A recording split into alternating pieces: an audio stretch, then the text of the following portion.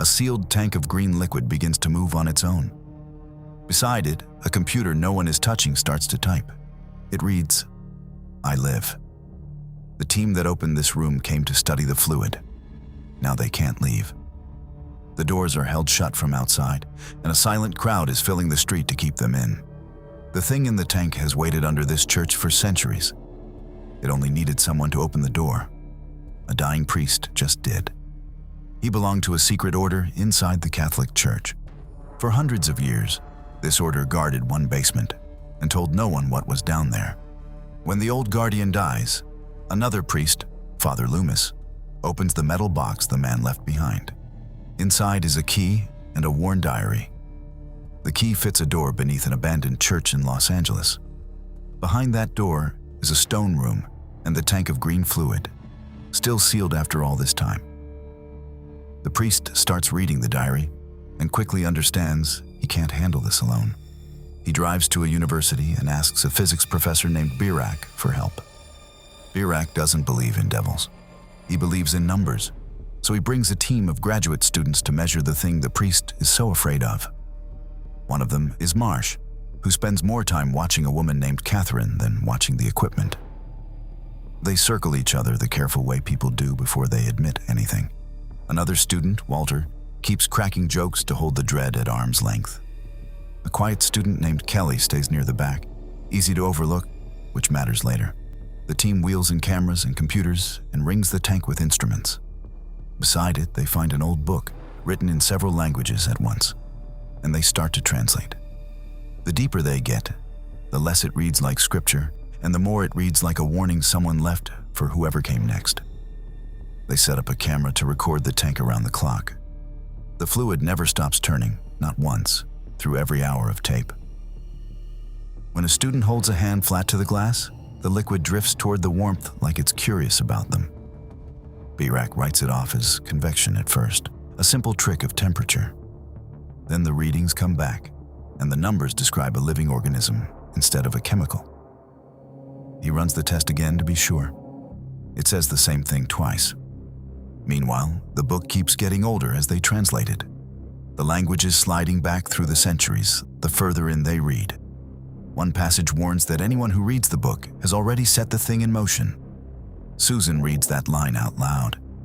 For a moment, nobody in the room says anything.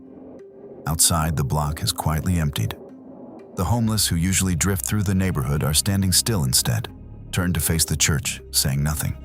Nobody inside has noticed them yet. The liquid inside the tank isn't still. It turns slow and even, like something breathing in its sleep. When they run its readings through a computer, the machine fills with numbers no one typed in. Whole equations scroll past, complete and elegant, the kind that take trained mathematicians years to work out. The fluid writes them in seconds. It's feeding them data, and the data is aimed at them. Then the screen changes on its own. A line writes itself with no hand near the keyboard, and it tells them everyone in the building is already lost. The students stop treating this like an experiment. The fluid knows they're there, it's answering them, and it started the conversation. One student asks it, half joking, what it wants. The next line answers him before he finishes the question. Whatever is in the tank has been listening the whole time. The book tells a different history of the world. The powerful beings that ancient people called gods were real, and one of them was caught and sealed away long ago. The green fluid in the tank isn't a picture of evil or a symbol of it. It's Satan himself, alive in liquid form. And Satan isn't the top of the chain. He's a son. His father is an older and far stronger thing the book calls the anti-God, locked outside this universe and pressing to get in. The last part is the hardest to swallow. The book claims Jesus was a real person, but not the way the church has taught it. He came to warn people about this exact thing, and he was silenced for it. Science and religion, it turns out, were describing the same buried threat in two different languages. Birak and the priest stop arguing about whose worldview is right. They're staring at the same monster from two sides now, and neither side has a way to kill it. That night, the church stops feeling like a lab and starts feeling like a cage. Outside, homeless men and women drift in from all over the city and form a silent ring around the walls. They don't speak, they just seal off every exit. The phones give back nothing but static. One student, Etchinson, decides he's had enough and tries to walk out the front. The leader of the crowd meets him in the doorway and drives a length of a bicycle frame straight through him. Etchinson doesn't come back inside. Inside, small things start to slip. Insects gather where they shouldn't be. A student named Wyndham is found with a pair of scissors buried in him, killed by someone in the group who seemed fine an hour before. Then the tank finds a way out. Thin threads of green fluid work through the seal while the students sleep. The liquid finds an open mouth and pours itself in. Susan is the first it takes. She wakes up calm, polite, and completely hollow. And whatever she used to be is simply gone. She doesn't lunge at anyone. She kneels over a sleeping friend, opens her own mouth, and lets the fluid spill down into hers. That's how it moves through them, quietly, mouth to mouth, one sleeper at a time. Lisa goes this way, then Mullins, then more, each one waking as a calm, empty servant of the tank. They don't chase the living. They guard the fluid and wait, which is somehow worse. Then Wyndham comes back. His body turns up at a window, smiling, speaking for the thing that hollowed him out. He tells the survivors, "I've got a message for you, and you're not going to like it." A second later, his body folds in on itself and pours out as a living sheet of beetles until only his empty suit slumps to the floor. Two of the possessed pin Calder to the ground and force the fluid into his mouth. He turns. Then, in front of everyone still breathing, the possessed Calder drives a broken stair rail into his own throat. He drops dead on the spot. A moment later, he stands back up, still working for the tank, as if dying meant nothing at all. The handful of people left keep having the same dream, all of them, on the same nights. It isn't really a dream. It plays like a video, grainy and breaking apart, and it's addressed to them. The date stamped on it is 1999, years ahead of where they're standing.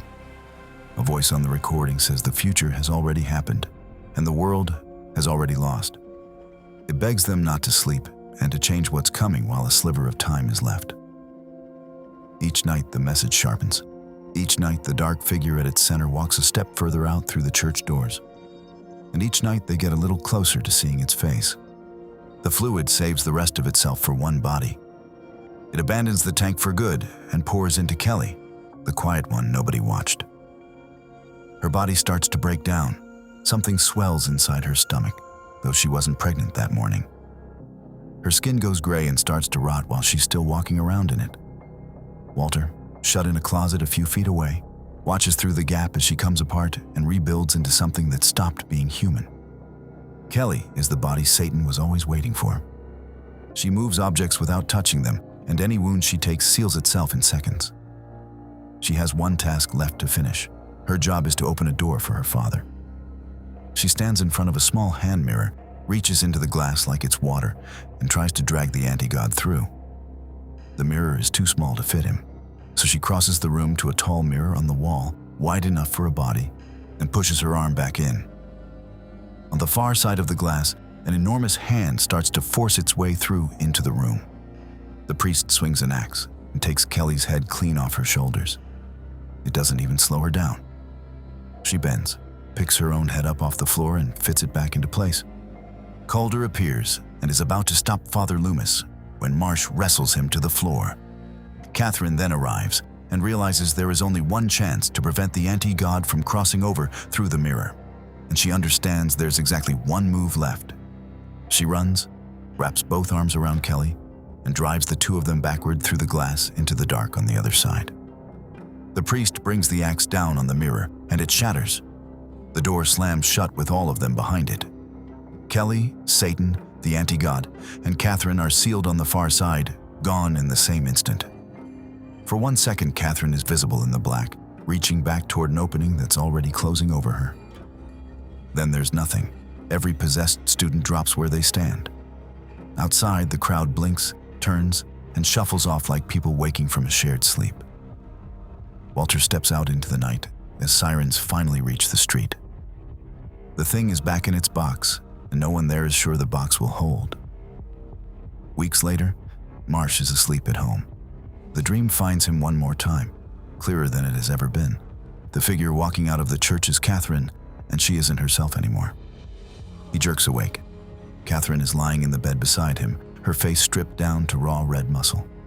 He wakes again, alone this time. For real.